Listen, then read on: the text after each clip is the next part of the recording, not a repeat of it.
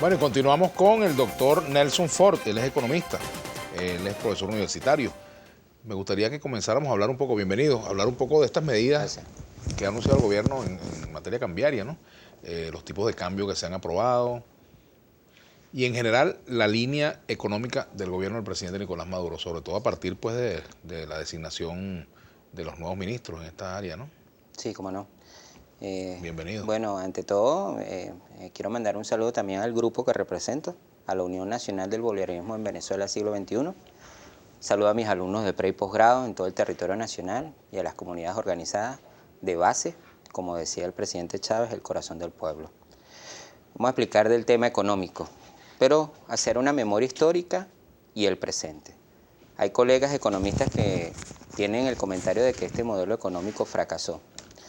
Y en esencia pareciera que la memoria histórica para el momento en la década de los 80 con el Viernes Negro, sobre todo para la década de los 90 con el tema de la crisis financiera y la fuga de capitales y capital golondrina y el tipo de cambio que existía para ese momento que era cambio flotante, sin perturbaciones en las condiciones del mercado interno, pero con una quiebra de 36 bancos, donde le secuestraron el ahorro a todos los venezolanos y dejaron desempleados una gran cantidad desde el microempresario al macroempresario y nadie daba respuesta en esos 40 años de democracia representativa.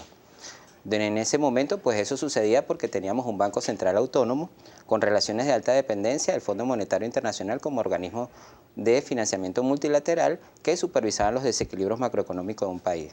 Teníamos representantes dentro del Ministerio de Hacienda Pública en la Oficina de Programación Macroeconómica que formulan la política fiscal y que a su vez también habían representantes del Fondo Monetario.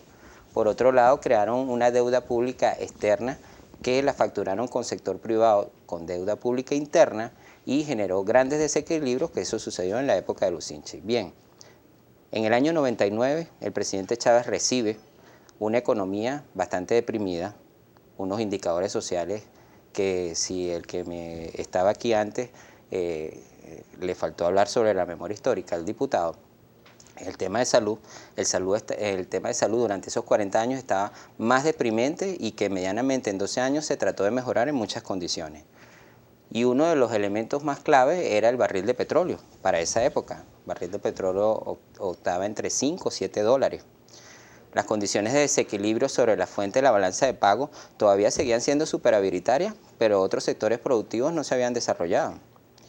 Y obviamente a nivel de infraestructura, yo quisiera que entre todos los venezolanos, evaluando si el modelo económico en 12 años, de estos 17 que han transcurrido, en esos 12 años o en esos 40 años que pasó, que yo sepa, el principal socio comercial, que era Estados Unidos, la hegemonía de poder, por lo menos nos ayudó con transferencia tecnológica a lanzar el primer satélite, o porque por lo menos nos hubiesen ayudado a desarrollar la economía sustentable que ellos pregonaban en una agenda Venezuela que a la final no trajo respuesta.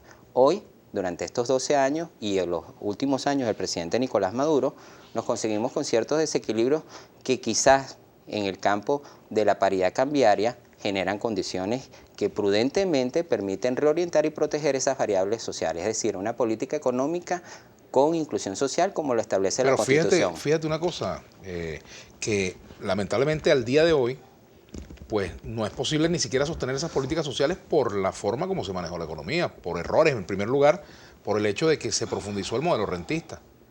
Que todavía seguimos con un capitalismo de Estado. Pero por supuesto, pero además de eso, se hizo una redistribución de la renta, es verdad, pero una redistribución improductiva de la renta, no es una redistribución sobre la base de la productividad, sino sobre la base, bueno, de dar subsidios y subsidios indirectos, y no subsidios directos, que quizás era lo adecuado, ¿no? A las personas, no a los productos o a las cosas, ¿no?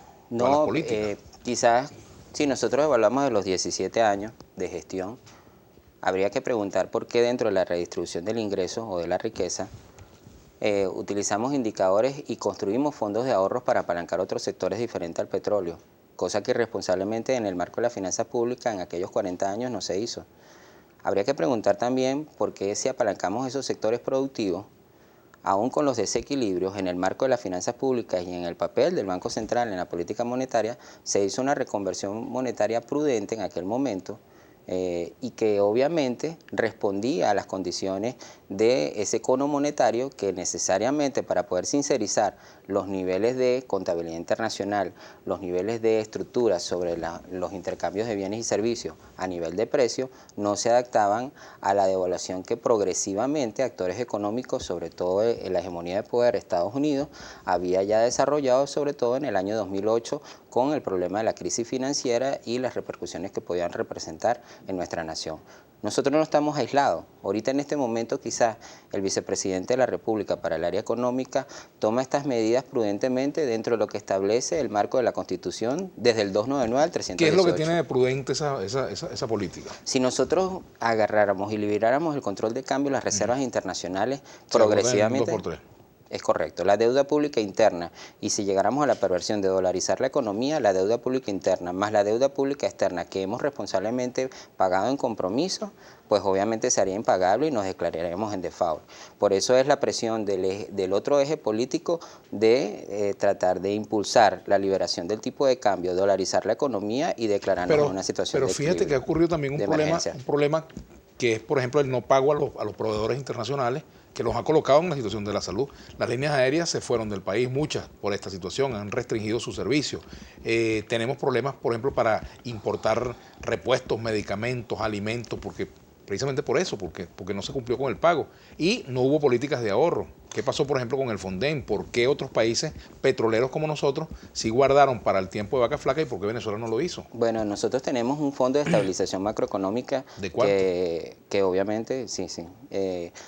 Obviamente asciende a 3.000 millones de dólares y que relativamente ahorita según cifras no las manejo a tiempo real. Pero lo que sí te puedo decir es que uno de los errores quizás del gobierno central y también el papel que ha jugado ciertos actores de la administración pública disfrazados de revolución y que en el ejercicio de sus funciones, en vez de aplicar una política pública coherente y optimizar la calidad de los servicios, han pensado en una sociedad de cómplices entre una derecha endógena dentro del PSV y una derecha exógena dentro del nuevo punto fijismo que se monta en el Parlamento. Y obviamente cuando observamos, yo obviamente me llaman poderosamente... ¿Quién es esa derecha endógena? ¿Quiénes son? Funcionarios que están en puestos clave. Por ejemplo, ¿a qué nivel? A nivel de direccionalidad. Y que obviamente ahorita tomamos las medidas correctivas en materia de Contraloría, sobre todo en el tema agroalimentario. Nosotros queremos, quizás con desde el área que yo represento, en el área de investigaciones, estamos construyendo una economía integral sistémica bolivariana, así le hemos denominado. Ya el tema de política fiscal y monetaria no va a resolver la estructura de los desequilibrios económicos, debemos hacerla integral. Debemos incluir el tema comercial, el tema industrial. Una pregunta, tú eres economista, yo no lo soy. La economía no es la economía... Tú eres integral. No, claro, pero una pregunta que tiene que ver con la economía no es economía sin apellido. O sea, eso, por ejemplo, habla de una economía revolucionaria, una economía... O sea, hay leyes de la economía que no tienen que ver con el modelo económico. Las aplican los chinos, las aplican los cubanos. Los cubanos aplican en algunos aspectos también economía de mercado, ¿no? Compran y pagan a precios internacionales, ¿no? Ofrecen, por ejemplo, las líneas aéreas aquí, sus servicios en dólares. Mira, nosotros consideramos que tanto el capitalismo de Estado como el socialismo de Estado en este momento para todos los venezolanos no está funcionando como una bandera política. Y obviamente la crisis se ha agudizado cuando hay actores tanto del gobierno. Yo no veo, por ejemplo, los diputados que responsablemente deberían estar. Yo estoy esperando que por ahí un diputado de la Mesa de la Unidad dijo que nos iba a dolarizar nuestros salarios.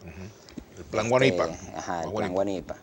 Como otro había dicho que esta es la última cola que vas a hacer el 6 de diciembre y yo no veo en ningún momento. Entonces otros, cuando tú hablas con el pueblo, el corazón del pueblo, no, pero es que ustedes tienen que darle tiempo para que trabajen, no, tenemos que articular porque hay funcionarios adentro que independientemente, responsablemente están en puestos clave y han caído en corrupción. Y esto no es cuestión de color político, esto es que involucra a todos y todos somos corresponsables. Pero fíjate que el gobierno, incluso el propio presidente Chávez, más de una oportunidad se vanagloriaba de que el salario del venezolano era el más alto en dólares. Pero fíjate, siempre hacía la equivalencia en dólares, es decir, se colocaba el salario en dólares, el salario mínimo. Y hoy en día, pues, si lo calculamos en dólar, al dólar real, pues, es uno de los más bajos, ¿no? Pero imagínate tú, si entonces todo el mundo toma el referente del... Nos han impuesto un nivel inflacionario desde los países vecinos con una operación de inteligencia económica clara sobre una devaluación del decreto 8 del 1000% en frontera. nos hacen una operación matemática y nuestra moneda, que vale más que el peso, en este momento nos las colocan menor al peso. ¿Eso hubiera tenido efectividad si se hubiesen aplicado políticas económicas, digamos, más adecuadas a la realidad? Más adecuadas y más integrales. Más integrales, ¿por qué razón? Y no se aplicaron, ¿no?